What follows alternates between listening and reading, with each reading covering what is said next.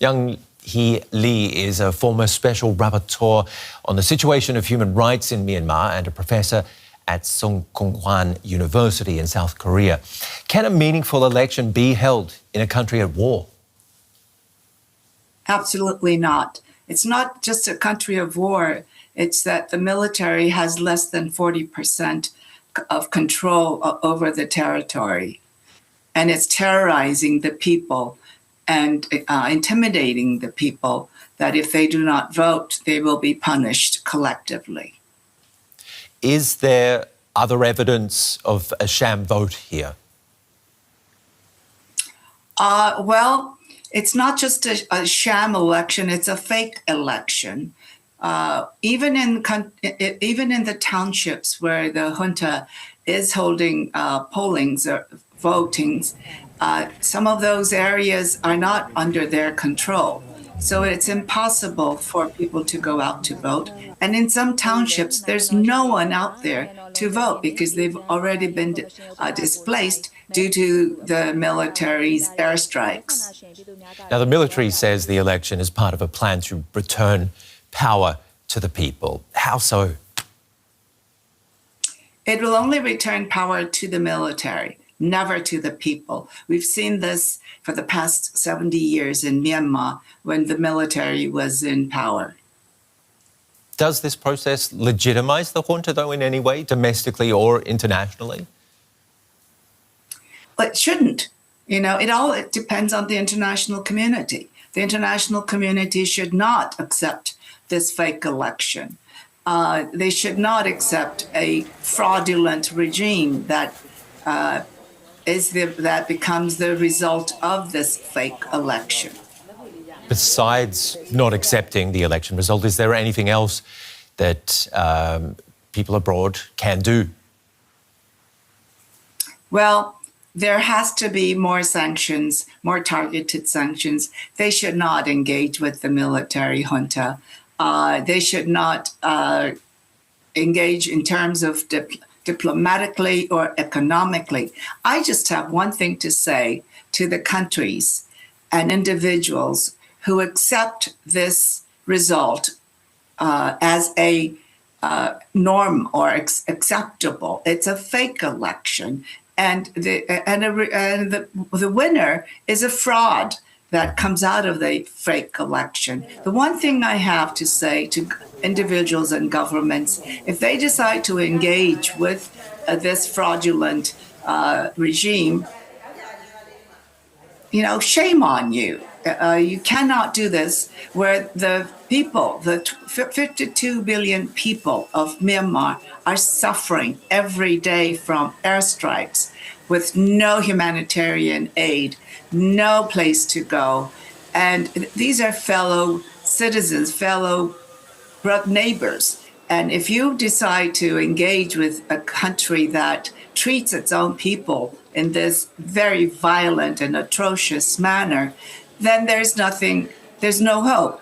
But I would say and ask and implore the people of these countries that accept this result as acceptable to rise up and demand their government not to engage with the military's regime.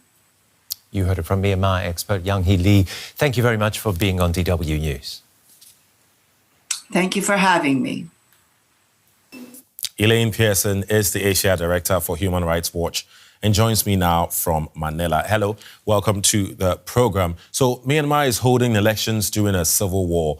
How does that go together? I mean, can elections held under such conditions be meaningful at all?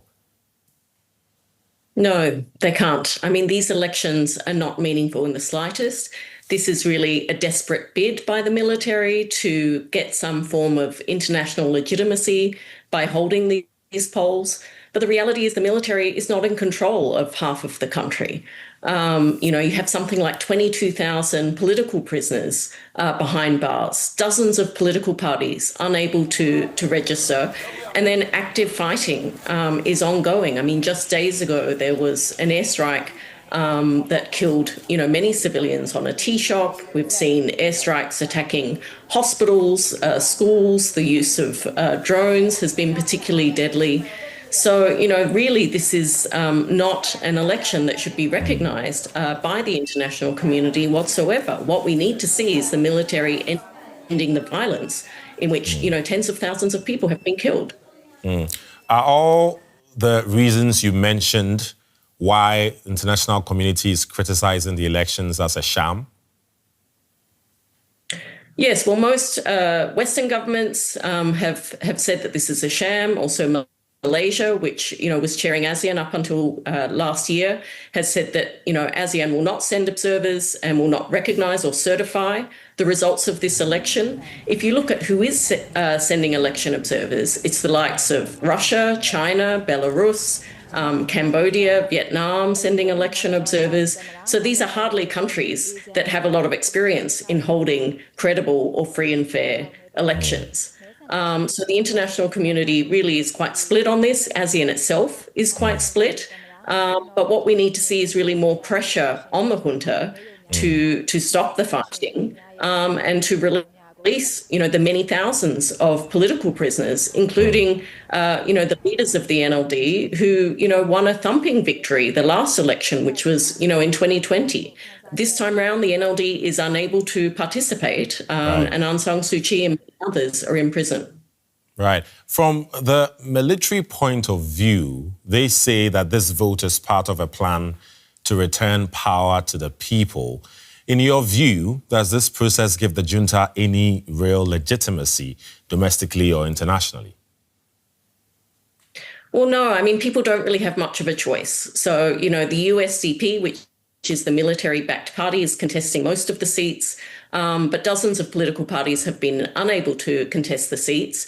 And you combine that with a law that makes it a crime to criticise the junta and to criticise the election process. We've already seen more than 400 people charged under that law.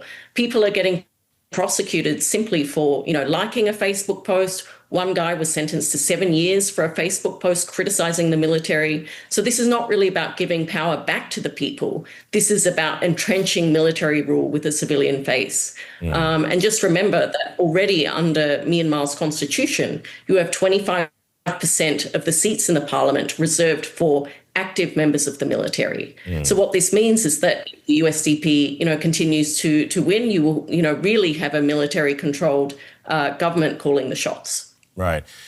In wrapping this up, really, how do you expect the situation in Myanmar to develop? Well, I don't think that much, unfortunately, is going to change. I mean, next week it'll be 5 years since the military coup. Since then, we've seen intensifying fighting. That shows no sign of abating. We have ethnic armed groups in control of large parts of the country. I think what really needs to happen is we do need to see more leadership from ASEAN. The Philippines has recently taken over the chair of ASEAN. They've held some meetings with ethnic armed groups, also with the military. But what we need to see is a commitment to the 5-point consensus that Myanmar's military, agreed to and then immediately walked away from. So we need to see concerted pressure from the international community. And frankly, we also need to see accountability for the war crimes and the crimes against humanity that are being committed right now. Right now, there is a case at the International Court of Justice where the Myanmar military is being forced to answer for the acts of genocide that it perpetrated against the Rohingya. Now, that won't lead to criminal prosecutions, but certainly it is important that there is accountability and justice for the many war crimes and crimes against humanity that have been committed. Right. Elaine Pearson, Asia Director for Human Rights Watch. Thank you very much. Thank you.